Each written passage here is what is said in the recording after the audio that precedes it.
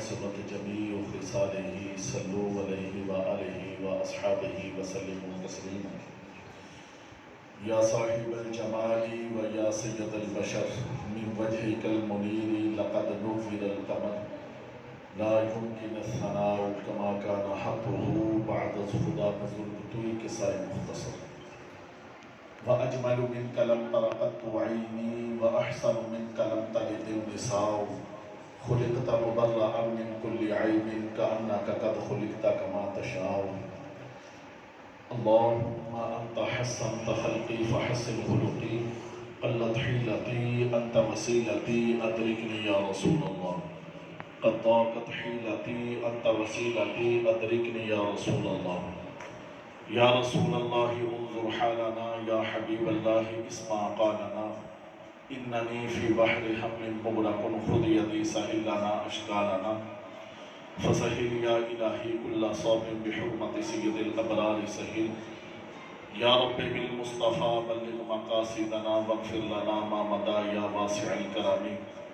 اللهم افتح علينا حكمتك وانشر علينا رحمتك يا ذا الجلال والإكرام لقد كان لكم في رسول الله أسوة حسنة صدق الله مولانا العظيم وبلغنا رسوله النبي الكريم الأمين الرؤوف الرحيم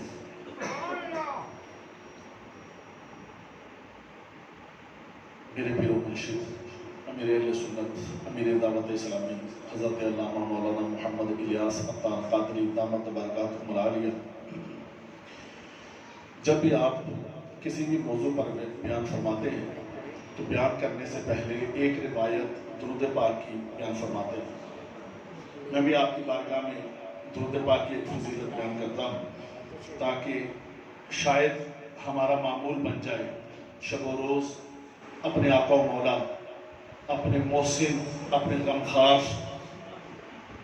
امام الانبیاء صلی اللہ تعالی علیہ وسلم پر درود پڑھنے کا شاید ہمارا معمول بن جائے۔ امام سلیمان جزولی علیہ رحمہ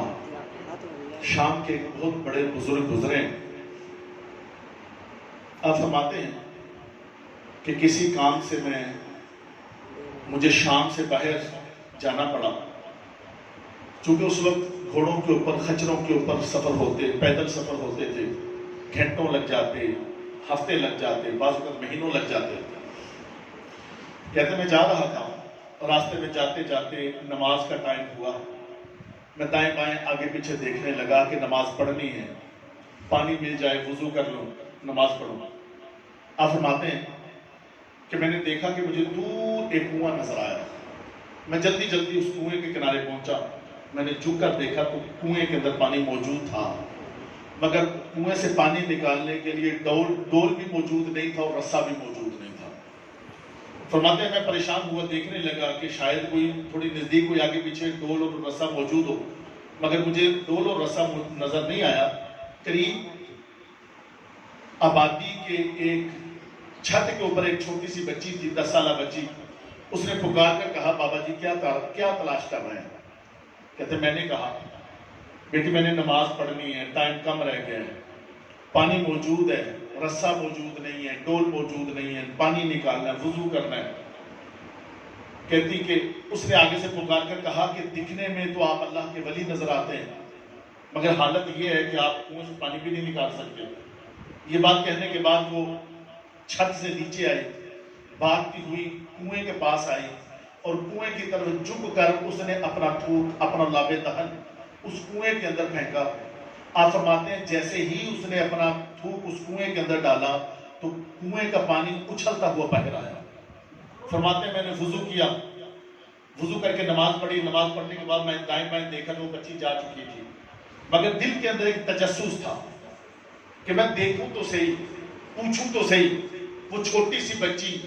اس کے پاس اتنی بڑی کرامت، وہ اپنے لوب دہن کے ساتھ پانی کو باہر نکال لیتی ہے، اتنی چھوٹی عمر کے اندر اس کے پاس یہ شان، یہ کرامت کہاں سے آئی؟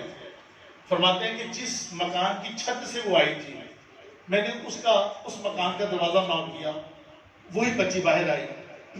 میں نے پوچھا بیٹا چھوٹی سی عمر ہے، اس عمر کے اندر